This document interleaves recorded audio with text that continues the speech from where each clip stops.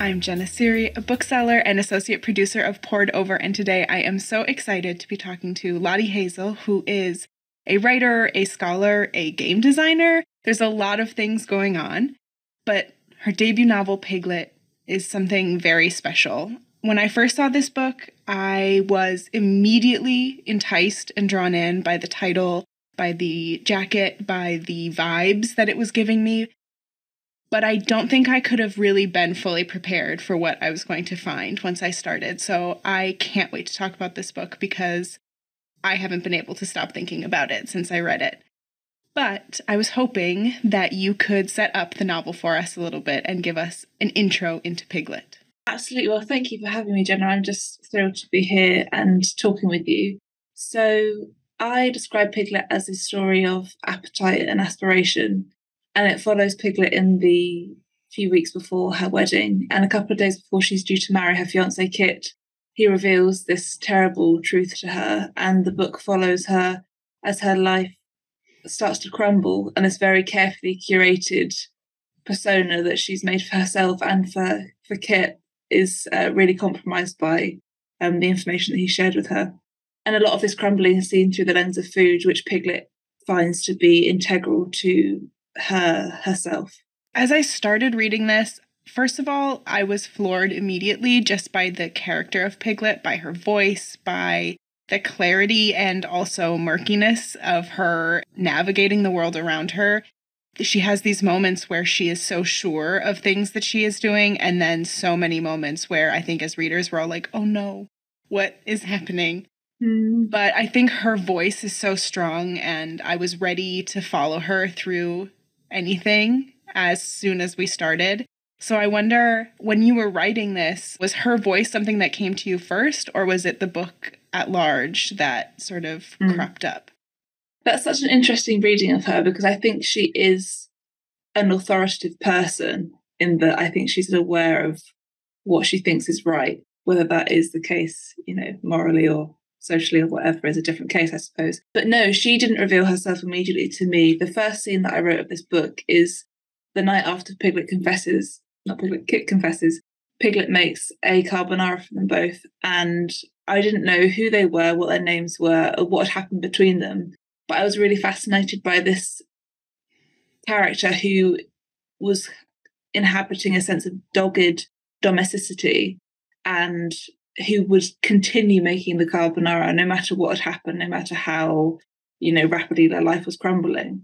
And that just fascinated me, the commitment to grocery shopping and the commitment to the daily ritual of a meal and what had happened there between them. And I wanted to get to know what that was. So yes, I didn't know who they were to begin with. I think that it's always so interesting when I hear people say, oh, this scene came to me out of the blue and I had to write it. And I think that those scenes of that carefully curated domesticity, those moments of sort of shutting out everything else and just focusing in on the food, on the preparation, describing all these things, that is so specific. I'd never really encountered anything quite like it in writing, because I think so often when we think of these action scenes or these scenes where we're really like propelling the plot forward, you're thinking of character interactions or some sort of, high tension action. But this do all those same feelings. Also, I feel like dinner is a place of high action, even if we're completely without dialogue. The way, the pepper is shoved across the table, or the fact that someone's not plated up a bowl, or whatever it is. I feel like it's such a rich format. I think the meal, but I know what you mean about not expecting so much to happen in the unfolding of what's for breakfast, what's for dinner. I'm famously a terrible cook. I mean, maybe not terrible, but I'm not interested. I'm not invested. And so having those scenes sort of play out where I can imagine the care and the commitment to making these things, it's really compelling to read. And especially the way you describe food, which is all at once this gorgeous, luscious, carefully created description, but at the same time there's something underlying, a sort of unsettling piece, because as we forward, we're experiencing things crumbling. I was describing it to people as, when you picture a really lush jungle and the top layer is really green, but there's a little bit of rot sort of seeping underneath. Yes. That's how I was feeling as I was reading these food scenes. Yeah, absolutely. When I was writing, I always had in mind a kind of, like a Renaissance or a Baroque kind of feast that looks astonishing, and then you edge closer and it's starting to moulder and be. I think that's a great synonym for Piglet as an entire book. Like, it's about perception and actually what's going on when you get closer and have a look. And I think her character, too, is so interesting as a window into all of this, because on the surface, as we meet her, she is, in many ways, a very likable character. And I hate to use that phrase in general because I think it has such a connotation, especially when it comes to women. But, she's set up, she's experiencing success in her career. She's marrying this man from, a high class. And, she's just bought this house. She's having her friends over. And yet you're waiting for that shoe to drop. And I think in some ways she is too. Yes. Yeah. I so get you in terms of that kind of uncomfortableness with the term likable. And I just think it's fascinating that you're completely right that when we meet her, she has a very kind of probably a likable, she has all the kind of traits and things she collected to make her a likable character. But I think that's interesting when we progress in the plot and she becomes maybe unlikable. Like, what is it about her that's unlikable besides some of her decision making? Like, is it about a woman with an appetite being jarring or unfamiliar? And I just find that the way a reader can come to the text and assess Piglet in terms of her, if we like her or not, an interesting conversation. Yeah, I think, too, setting her up in that way right at the beginning where we get this glimpse of maybe what her life has been and what her life could be and what she thinks she wants it to be. And then as things unfold to sort of go along with her, you're really locked in with her from those the first moments where you're like, well, I just have to see how this is all going to play out. Yeah.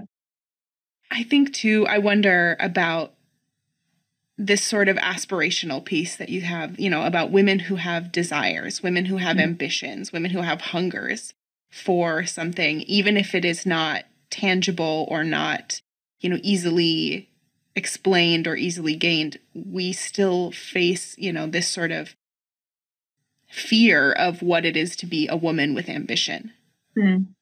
Yes. Yeah, that's definitely a big part of my thinking when writing Piglet. It's kind of ambition and appetite and how much is allowed and how much of Piglet is in the moments where she's failing or she feels that she's failing. Is that a woman made small by convention and expectation, or are these things that she's actually tried to grasp and then has been unsuccessful? And I think so often it's the former, and it's the expectation of the self and of the woman being like, that's enough, that's all you can have. And I think especially when it comes to sort of the other people in her life, there are several people who are, saying, this is what you should want. And this is the scope with which you're allowed to want. Yes. Yeah. The scope of want, I think, is crucial to be, I think, especially for her family, where there's a kind of a class difference. The aspiration, I think, is unimaginable for certain members of her family to think, well, how could you want something different to this when you kind of maxed out the scope, as you put it. And I think that sort of sense of aspiration versus obligation is very interesting when it comes to her family and to her sister, to Kit and to his family. There's this sense of, well, we've laid this out for you. Why would you want something different than this? Yeah, absolutely. And I also think she's obligated to herself and to her aspirations that she had at, the beginning of the novel. I feel there's that sense of, well, I've worked so hard to be on this path. And so do I now stay on it because to veer off would be a waste in some way? And I think so often, I know it happens so often for women. I'm sure it happens to people of all genders, all experiences, that idea that when you realize what you want might be bigger than you could have ever imagined. There's that fear too of, if I step, off this path, what's waiting on the other side? And I think she's experiencing that. And I think so often we don't represent that well in literature and things, because it is something that is not easy to capture. Yeah. Yes. And that word path, so important, because it is about, I think Piglet, a lot of her decisions that are hard for her here are about doing something that deviates from a path that's been laid out for her, not only by expectation, but by convention. And so many of those scenes in which she is, I mean, I'm dancing around to some of the things that I don't, because there's some reveals, but these scenes where her hunger metaphorically, literally takes her are some of the most incredible things, because it's that's something I should not feel so ready to connect with. And then you're like, oh, of course, I know exactly how that feels. Yeah. Yes. Yeah. I think it's an interesting experience. I was enjoying it as I was editing, as the reader, to feel a kinship with her, but also a level of, I was also repelled in some of those scenes as well. So it's an interesting kind of two dynamics to be rubbing against each other. Especially in the terms of, as I'm reading, wondering how reliable of a narrator Dear Piglet is. There's these scenes that feel so heightened and so this can't possibly be happening like this. And yet the responses from everyone else and all those little pieces trickling around her, from a waitress in a restaurant or a very stressful wedding photographer, that character sticks in my mind so aggressively for some reason. Yeah. But, all these pieces together, it's is this really happening like I think it's happening? Yeah. I think the photographer is a particularly great character to highlight, because I think it's that thing of being observed. And I think the wedding photographer is just a mad profession to be in anyway. You must see some stuff. But I think it's interesting for especially Piglet, who's so concerned with how she's perceived, to have someone there professionally capturing and documenting and archiving her life. Yeah, it was an interesting one to play with. I mean, you have so many characters that they might serve a dimensional purpose in a grand scheme of things, but you give them so much. Kit's mother, I think, is such an interesting character, because she could very easily be very flat and sort of to serve just to be that voice for Piglet, but there is so much more to her, and that I was so surprised to see how much Piglet really cares for these people in a lot of ways, because I think it'd be very easy for her to write so much of it off, but she's really connected in a lot of ways to the people around her. Yeah, that was important for me. I think when I'm writing, I always want to be depicting something that feels truthful, and I think that it would be easy, like you say, to make some of the supporting characters two-dimensional, and we kind of get whether they're highlighting class differences, whatever their role is in the text. But I think it's really important that those relationships seem like they're grounded in a reality, and I think the reality is you would try and like your mother-in-law. You would try and and if you gravitated towards these people, there would be a sense of respect and love for them, and I think that is more interesting than flattening those characters, to try and give them a sense of that we understand them in some way, even if we don't agree with them. I think it allows us to not really dislike anyone in the book. I think there's so many moments where I'm I probably should dislike these characters, but I couldn't really justify it at any point. Maybe Kit a little, but even then you're still well, I don't know. Yeah, yes. Yeah, well, I'm pleased, because I think that I didn't want to make anyone villainous, because I think it's much more interesting when there are redeemable qualities, because when you're failed when Piglet is failed by people and fails people, I think that's a more interesting read. Well, I hope it is, that, they're not just completely terrible all the time. I think especially with Piglet's relationship with her friend Margot, there's something so special between the two of them that really grounds the book in a way, to keep returning to that, even when everything else feels very heightened and crazy and chaotic. That sort of undercurrent really brings things together. Yeah, I think of Margot and their relationship as almost like Piglet's backbone in a way. Like it keeps her very present. And I think that the way their relationship unfolds over the book, it's not a relationship of contractual obligation. There's no property or marriage there. Like she's not born into it like she's with her family. I think the relationships that we choose to have and that Piglet and Margot are choosing to have with one another, I think of their own kind of special. I really enjoyed the character of Margot as we were going through because, in some ways she is that only voice of being like, what are you doing to Piglet? Which I think we all have like someone in our lives where and we are often that person, I think, to someone else too, where you have to have someone who's just going to be like, no, you can't do that. Even if you're still going to do it and it doesn't, change the shape of your relationship too much.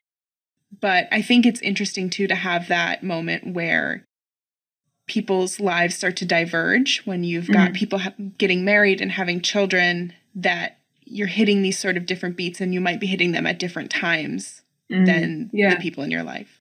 Yeah, absolutely.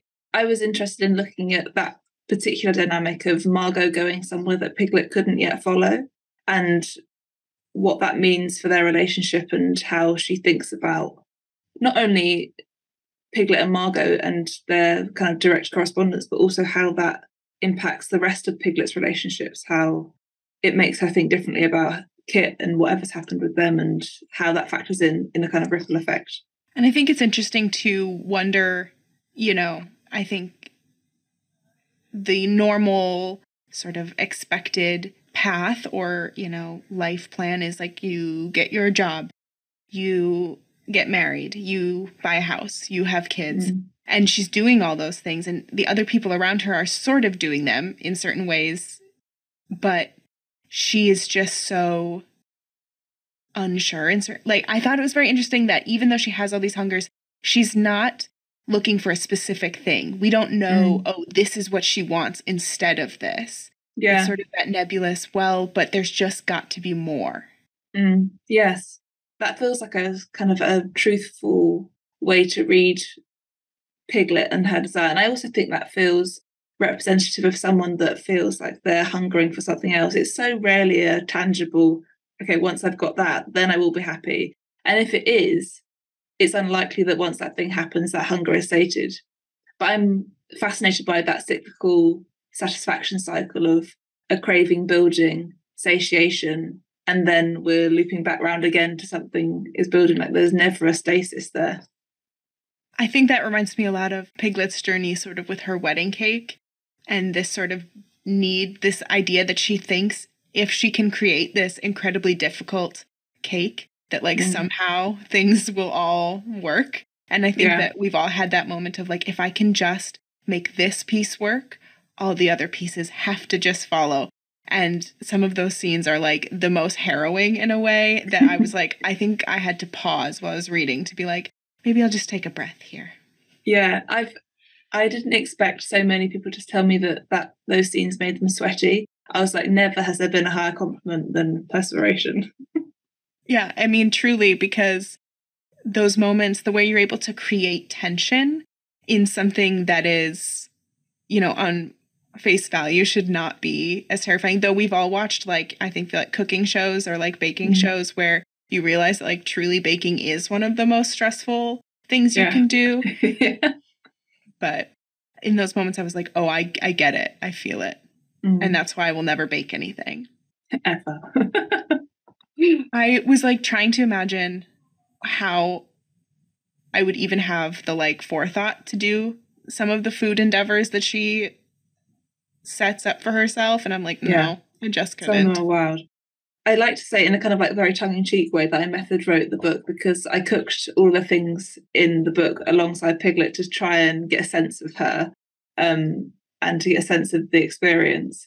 But the passage that we're kind of relating to, some of her struggles are my own. We're just falling apart. Interesting. I think that but we also need to hear about, like if everything she cooked went perfectly 100% of the time, I would be like, that's not true. That's never true, especially in those kinds of things. I think you could substitute so many, like, I don't know, creative endeavors. I think it is interesting that there's this creative aspect to her, too, that it seems like doesn't get quite recognized amongst those around her, that, like, maybe she's not writing, maybe she's not painting, doing something that's, like, traditionally seen as creative, but she has this expansiveness to the way she thinks and these ideas, like when she's so concerned about how her parents will feel coming to dinner at their home, that she creates this, like, tablescape situation to make them feel more comfortable, and yet it is incredibly lavish, but to look not lavish. I just think, like, the way that she understands all of this is so incredible. That is such a generous reading for Piglet. You'd be a good Piglet friend. But also I think you're so right, and I wonder whether that, because I hadn't really appreciated that being a skill of hers, whether that's underplayed because it's a domestic skill that has no tangible value in a kind of capitalist patriarchal system, where it's like you can put on a nice spread, good for you, but also look at all the money I've made, or, you know, whatever it is. I think, too, in relation with her job, where she is maybe trying to bridge these two worlds with, like, some degree of success. I think, obviously, there's ups and downs, but it seems like she's like, I guess this is what I have to do in order to monetize my passion, which I think is something people try to do so much now. Yeah. I wonder, too, the way you've structured this book is very interesting. There's and I think something that lends to the tension building, there's sort of a countdown in the beginning where we're headed through to the wedding, to this big moment. But the rest is sort of structured very interestingly to get us through. Like, time is played with in this novel. Yeah. Yes, that was a really deliberate choice, partly to incite tension and sweat, and then also to try to simulate the feeling that Piglet might be having, like at that moment when things had been derailed for her, how time might move in, you know, huge gulps and then be very sluggish and slow, or she might be feeling existential, like there's the structure evolves in the book, and at the point of evolution I think there's almost like an outer body experience for her going on, and we kind of change from a very rapid feeling countdown to something that feels more like we're watching a car crash happening. And it is not a long book. You cram a lot in for us in the best way, like in a way that makes me feel like every piece is exactly where it should be and everything kind of falls in the right spot. And as I was reading through, I was like getting closer and closer and closer, and things are building, and I'm like, there's not that many pages left. How are we going to get where are we going to go? Just to the cliff edge. I was like, oh no. Well, you know, you have those moments and when you're reading where you're like, is this book going to give me what I need? And I think there's a lot of literature out now. I think a lot of people are coming to books for a sense of escapism, a sense of, you know, to remove themselves. And I think that's great. And those books often have very neat, tidy endings. But sometimes you're looking for something that's not going to quite give you all those answers. And I think Piglet, she still has secrets even when this all ends. Yeah. Yes, I'm not very interested in the neat ending. But I am interested in like a satisfaction and what is satisfying. And for me, so often that's something that's bittersweet or gritty, or it's not fully resolved. Yeah, I think Piglet finds out, just along with the rest of us, that sometimes where you end up is not at all where you expected or wanted, but maybe it's where you needed to have gone. Yes, yeah. As I was reading through and coming to sort of those conclusions and going along with her, I was wondering why we don't have more novels that feature food like this. I think it's so interesting that I know that there are plenty of, you know, novels that have food or have these scenes, but it's something so like primal and vital to who we are as people. Yeah. And it is also something that, again, especially for women, is so judged and monitored and controlled. But this doesn't feel like, you know, exactly like those novels that are about self-image or connection to food. There's more to it. Yeah. I wasn't particularly interested in writing a novel about food. It just felt like, for me, food is like a consistent undercurrent of character and just has such vast potential for storytelling that it made sense to me to write Piglet in this way. And I think because she became, once she had taken her seat at the table, as it were, she became such a clear character to me, where a very conscious decision, which I wonder is maybe that's why that feels different. I don't know. It's a novel where these things are important and that because they are a part of her and her life. It's not a novel about those things that also features characters on the side. And I think that is an important distinction as you read, that this is a novel of a story, of a relationship, of the end of something, the beginning of other things, that features these other things, these foods and these connections. Yeah. So I think that it feels much fuller in that way. Yes. And I just perceive food to be a language all of its own to play with and to write with. Did this entire writing experience go as you expected? Were there things that surprised you as you were writing, as you were finishing, revising, all that, since this is your first sort of novel going out into the world? The initial writing, I think, went as expected because it wasn't a particularly interesting way to write. I turned up and wrote as many words as I could. But the edit was interesting to me because it felt like the book had shed a skin in that the structure really came together. I really had a sense of what I was going to do with the ending of the book, whereas before I'd been unsure what was going to happen there. So that was interesting because the way I initially wrote was I was in the driver's seat and I was deciding what was going on with plot. And then when it came to the editing, I very much felt like I wasn't alone. The book was there with me making some decisions for itself. I think that's always a good sign when it sort of takes on a life of its own. I feel like you can feel a lot when I hear authors describe those things. You can sort of feel how much is soul that book has. Was it at all like, okay, I have to ask about like game design and game developing because I think it's so interesting and it's not something I come across very often. So I wonder, like, are there any crossovers? Are there any similarities to like creating a board game and creating a novel? I hadn't even considered them to be connected in my mind. I think that's because I find writing to be very much a heart pursuit, whereas board games I find to be a head pursuit. But someone pointed out to me that Piglet almost feels gamified in the reading. And that was so fascinating to me to think, yes, actually, I am trying to create experiences that elicit certain reactions. And that's what I'm doing in both modes. So I think they have much more to do with each other than I once thought.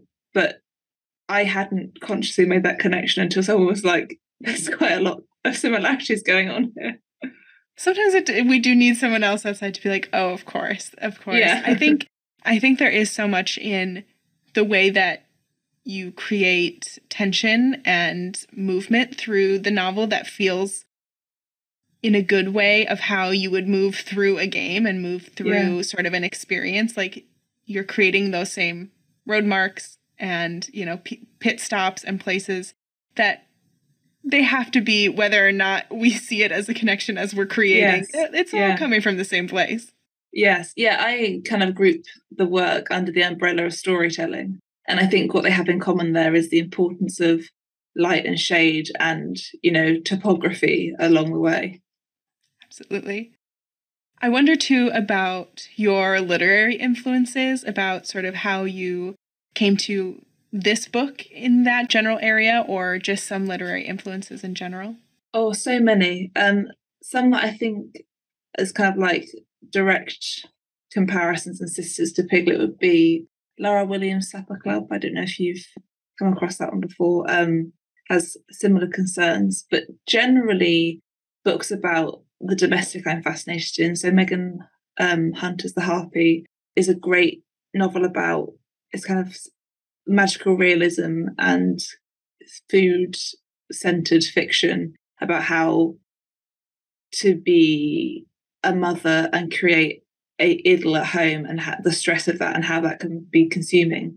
But more recently, I've been so inspired by writers like Ann Patchett I'm obsessed with Tom Lake and keep trying to push it on everyone so I can discuss it with people. Absolutely. Barbara Kingsolver. I've just finished reading Demon Copperhead and now feel bereft at its lack in my life now because of how has it ended. And I'm just in awe of her ability to tell a story. I think writers that are interested in depicting relationships, I'm always inspired by Elizabeth Strout, but also who are looking to create larger pictures. So Strout and Kingsolver, especially, I'm so impressed and in awe of their ability to create immensely rich worlds that are captivating. So every character is interesting. I can see sort of those connections, and I can see how loving those things would lead you to this book, because the characters are so compelling in Piglet, and you just feel immediately like you're like, well, I'm in this world now. And even though it's not a world that's innately familiar to me in a lot of ways, you know, that I'm like, well, I want to know. And I care, even when I'm like, please don't do that. Please don't do that. I cared so much about what was going to happen to all these people.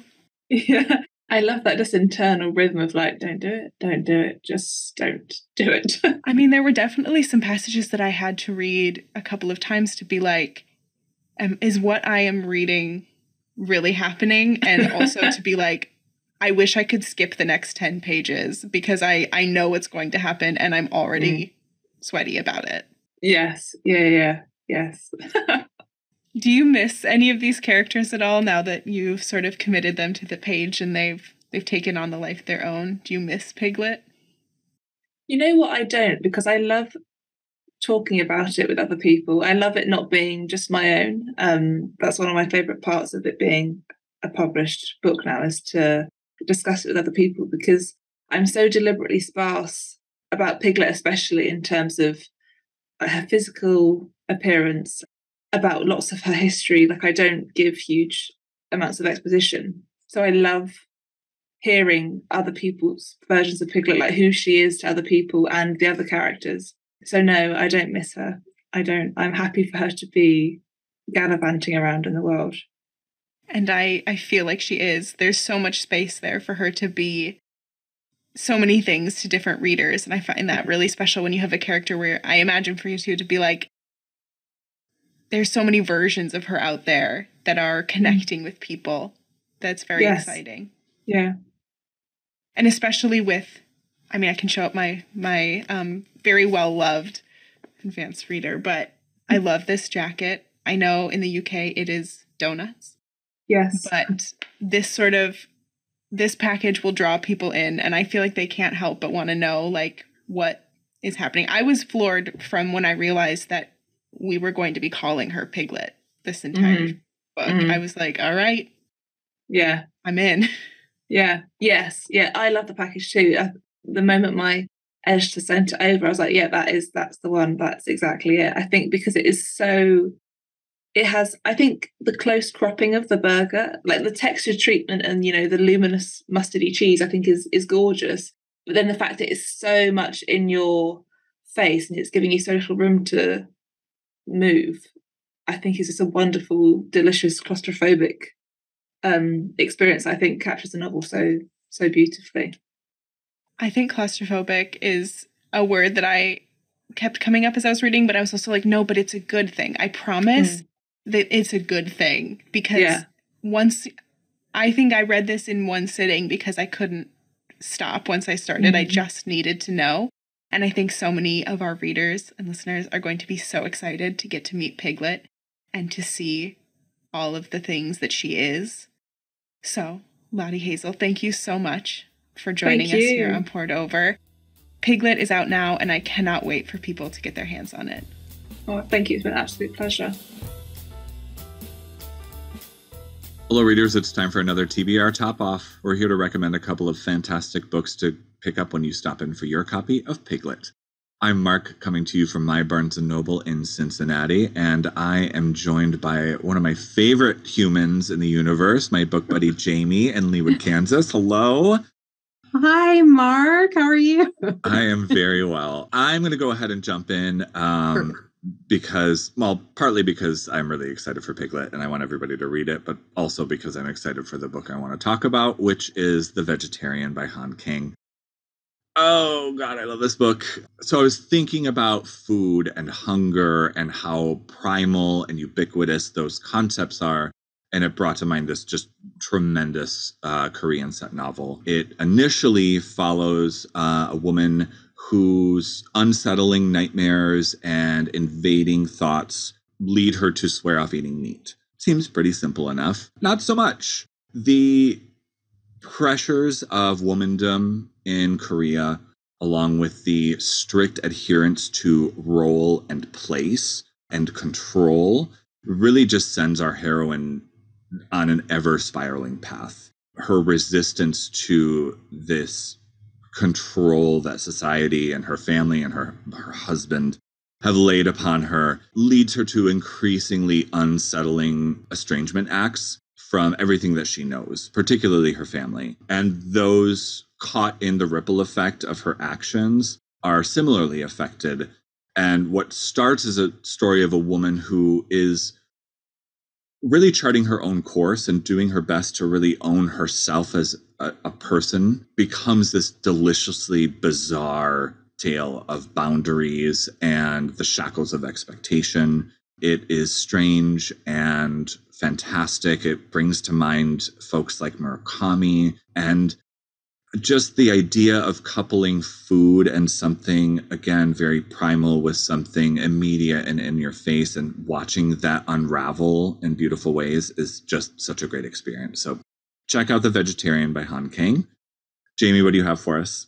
Well, I think this one kind of falls in with The Vegetarian a little bit, because there have been these, I want to say a score of novels over the last 5 years or so that they have some of these cringe-inducing elements sometimes, and they're just about the messiness that can be women's lives. I think we've talked about that before, and just navigating life relationships at home and at work.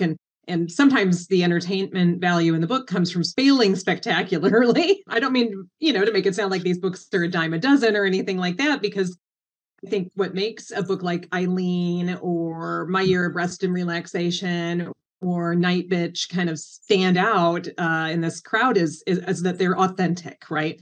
We see ourselves in these women, we recognize them, and they are the sort of ultimate, sometimes ridiculous expression of what we're all feeling. So I think that authenticity taken to the extreme and making it entertaining instead of sad is what we're seeing with some of these books. And so I've got a debut novel from a couple years ago that you can read after Piglet, and if you need another messy girl book in your life, and that's Nobody, Somebody, and Anybody by Kelly McClorey. This is a tragic comedy, I'm going to call it, wrapped up in an ultra-modern coming-of-age story about a woman named Amy who is working at a yacht club while she waits for her real life as an EMT to begin. Except she keeps failing her EMT exams. More than once she's failed, and she's running out of opportunities. Her mother recently has passed away, so she's really struggling there. And she's often a train wreck who kind of makes terrible decisions and makes things worse, right? She feels increasingly lonely and anxious and decides that she's going to have to fake her way into a confident state of mind and therefore success with a placebo-like trick, right? So she sends herself a congratulatory letter that declares that she's finally passed her EMT exam. And she thinks that this placebo plan is what's going to help her kind of get on track, right? And so from there, we see her taking one step forward, and then, because she is who she is, 2 steps back as she tries to lay claim to something or anything positive. There's kind of a nice storytelling device that's at work in the book that reveals to you slowly where a lot of these anxieties come from. And so I'm not going to kind of spoil that, but as we learn more about her and learn to root for her and feel for her, we want to give her a hug, but we kind of also want to shake her and tell her to snap out of it. So I think what McClorey's created is this really authentic, like I said, messy character for us to love and to shake. She's just very vulnerable. And that is what makes this book resonate. She's a lovely disaster. And thanks to the prose, which is just really hyper observant and ubiquitous and just plain beautifully put, we're right there with her as she tries and fails and tries again, weirdly. And we empathize with her completely. And the result is a quite tender novel. Even when it makes you cringe, you still feel tenderly toward it. So once again, that one is Nobody, Somebody, Anybody by Kelly McClorey. Fantastic. I am obsessed already. So good pick. Not surprising at all. God, I missed you. But that is all we have for today. Thanks so much for tuning in to Poured Over. Please make sure to give us a rating and subscribe so you never miss an episode. You can also follow us on our socials at Barnes & Noble. Pretty simple. I'm Mark. You can follow my home store at BN Westchester. Jamie, where can we find you? You can find me at my home store at BN Leawood KS. Thanks for tuning in, everybody. Happy reading. Bye. Bye, Mark. Thank you for listening. Poured Over is a Barnes & Noble production. To help other readers find us, please rate and review the show wherever you listen to podcasts.